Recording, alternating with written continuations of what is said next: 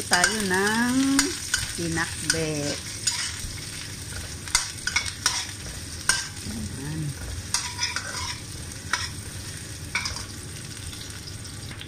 Sabi nila pag naggigisa, unahin daw ang bawang, isunod ang sibuyas.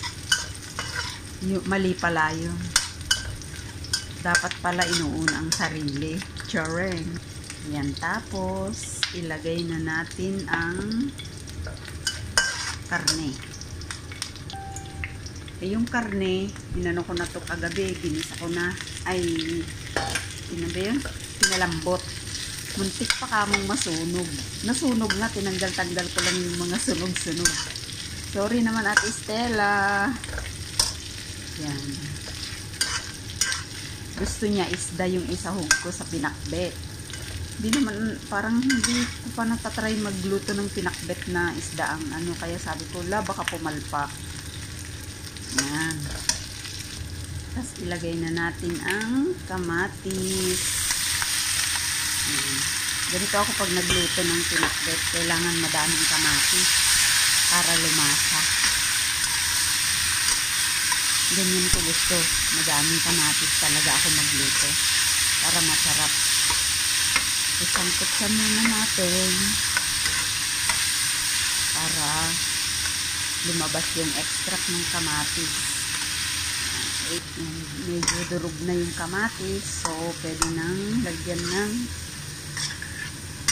bagoong alamang. Yung bagoong alamang ko galing pa to ng Pilipinas. Galing kay Ate Yoli. Thank you, Ate Yol. Na-enjoy ko pa. Yan. Yan. Okay. Ilagay na natin yung kalabasa para lumambot. Ganyan ako. Ganito ako magluto ng tawag dito? Pinakbet.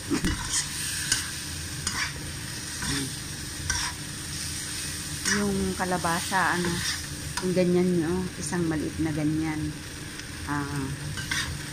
Nasa nasa 70 pesos. Maliit lang yun. Ganyan lang talaga, as in ganyan. Kita nyo naman yung niya kanina. So, ayan, medyo okay na yung ilagay natin yung sama-samang gulay. Wow, ang dami. Parang hindi ko kayang haluin to. Ayan.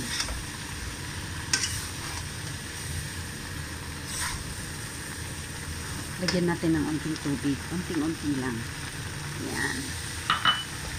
Para maluto.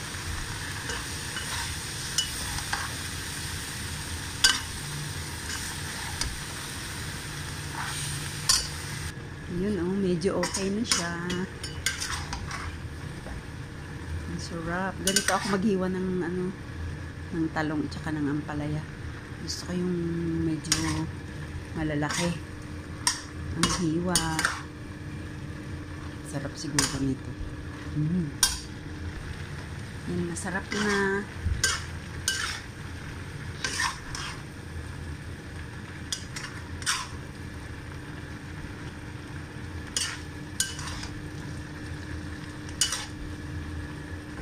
May konting sauce siya.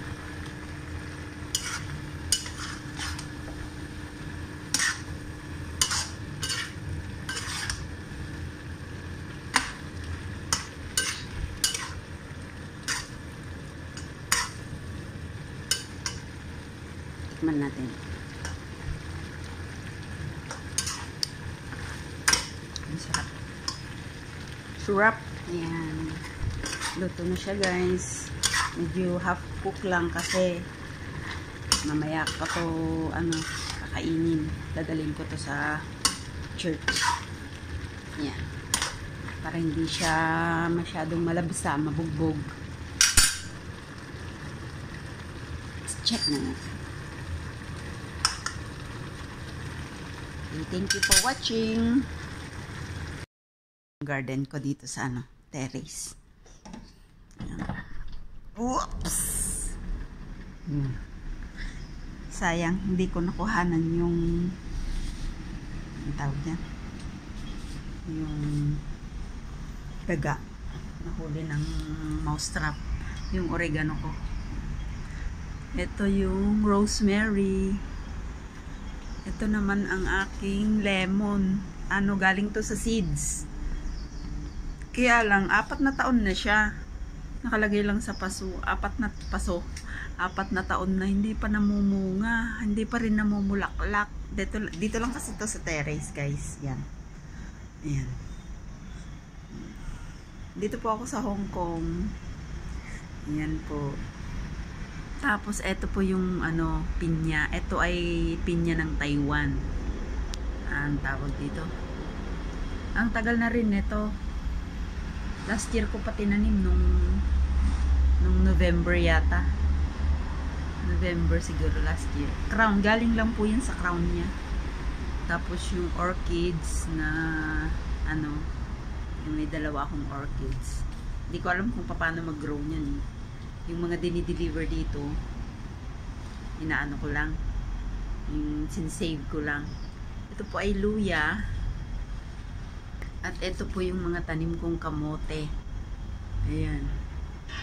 May mga mouse trap at saka nilagyan ko ng ganito kasi yung kinukutkot ng daga yung yung lupa, kinakain nila yung laman. Nakaka-harvest na po ako dyan ng mga dahon niya. Ay, dahon ba? Ng talbos. Tapos may mouse trap ako kasi nga yung daga, nakakaano sila dito. Yun, may 4 na pot po ako ng kamote. Ayun, kinukutkot ng daga. Nahuli ko kagabi yung isang daga, na trap siya dyan. Tapos yung isa ko pang pinya. Yan. Pilipinas po itong pinya na ito. Bali 2 po sila, yung isa Taiwan. Kaya hindi ko pa rin tinatanggal yung mouse trap kasi I'm hoping na makahuli pa ako. Pinuntahan na ng cleaner yung daga kanina.